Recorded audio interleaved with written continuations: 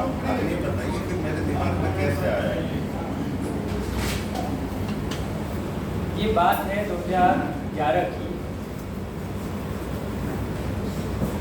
ये बात है 2011 की, जब 11 मार्च को जापान में भूकंप आया हुआ था। तो मैं एक्चुअली जियोलॉजी का छात्र रहा, तो मैं भूकंप वगैरह के बारे में पढ़ा हुआ था, अपने ग्रेजुएशन टाइम में पढ़ा हुआ था। तो थोड़ा ज्यादा मतलब होता है कि किसी चीज में आपकी रुचि तब बढ़ जाती है जब उसके बारे में थोड़ा बहुत जानते हैं। अब जैसे ही वहां पर जापान में आती है ये आपदा, तो तुरंत मेरे एक जो प्रोफेसर थे उनका एक इंटरव्यू छपता है सेम डे, संध्याकालीन अखबार में छपता है। मैं पढ़ता हूँ, मुझे टीवी में भी देखता हूँ, बड़ा मतलब एक हृदय विदारक माहौल ही था पूरी दुनिया के लिए। तो उससे मैं भी दो चार हो रहा था।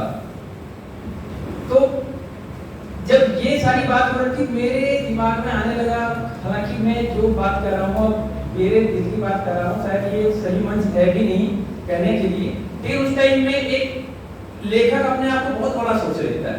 वो सोचता है कि मैं कुछ भी कर सकता हूँ। मुझे लगा कि मैं बहुत बड़ी मदद कर सकता हूँ, ये था मेरे अंदर। लेकिन आज जब देखता हूँ कि लगता है नहीं, ये तो बहुत ही मतलब पूरी कल्पना जैसी ही बात है। लेकिन मेरा सोचना ये था कि मैं इस किताब को लिख रहा हूँ, बहुत सच्चे मन से लिख रहा हूँ, दुनिया के हित के लिए लिख रहा हूँ, और इससे मैं बेहिसाब कमाऊंगा और यहाँ दूंगा पैसा, वहां दूंगा, ये करो वो करो, सारी चीजें होनी है। लेकिन जब ये छप कर आई तो उसके बाद तो लगा कि मतलब ये एक अलग तरह का ही खेल है। क्या चलिए अब आता हूँ। इसकी एक बात रहती है रिश्ता, और उसका पति है हार्तो। हार्तो एक अनाथ बालक है, और इसका जो नर्स उसे कुछ दिनों के लिए पालती है और उसे गोद दिलवाती है, उसी की बिटिया है।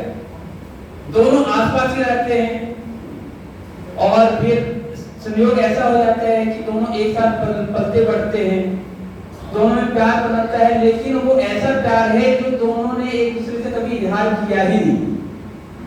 नौबत यहाँ तक आ जाती है कि रिश्ता की शादी तय होने लगती है, और रिश्ता के नाना जी चाहते हैं कि रिश्ता की शादी जो है हार्तो से हो जाए, क्योंकि दोनों में कोई वैसा ब्लड रिलेशन या जो भी वहाँ की परिस्थितियां उन वैसा कुछ नहीं है। लेकिन रिश्ता भी डर रही है कि नहीं ऐसा कैसे हो सकता है, और हार्तो भी इसके लिए बहुत डरा हुआ है। लेकिन ठीक है, हो जाता है। अब ये दोनों मिल करके दुनिया के लिए जो भी इनका सोच है उसे धरातल पर उतारने का प्रयास करते हैं, जिसमें कि सबसे बड़ी चीज थी पर्यावरण के प्रति संवेदना।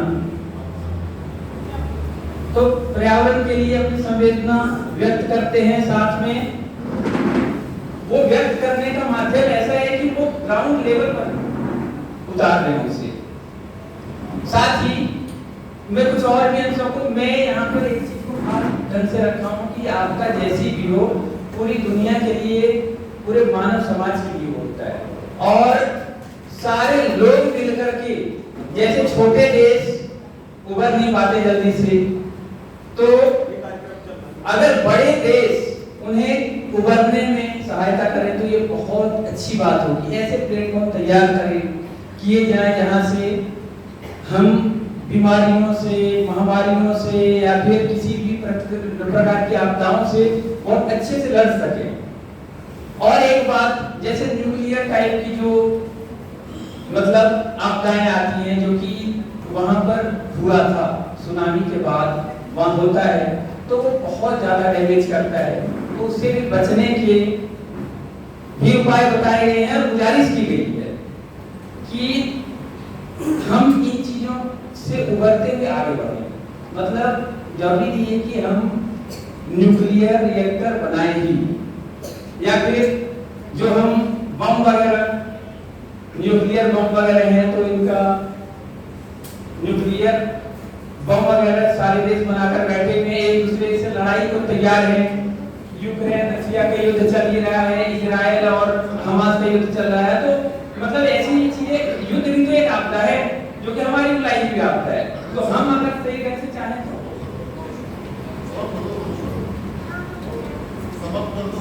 अच्छा, तो ठीक ठीक है, बाकी तो आप देखेंगे ना, पता चल ही जाएगा।